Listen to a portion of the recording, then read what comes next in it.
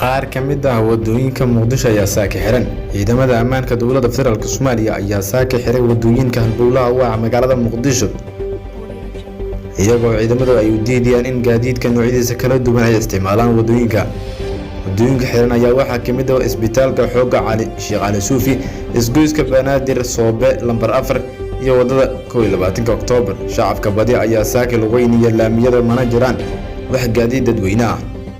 oo shaqeynaya marka laga reebo gaadiidka wada ardayda iyo kuwa dawladda sidoo kale waxa meelaha qaar loo ogolayn shacabka inay u socdaalaan waxaana lagu amrayaa inay isaga laabtaan goobahaasi laamaha amniga dowladda Soomaaliya ayaan wali wax faahfaahin ka bixin sababta loo xiray waxaana soo baxaya warar sheegaya in madaxweyne Xasan Sheekh Maxamuud oo booqanay wasaaradda gaashaandhigga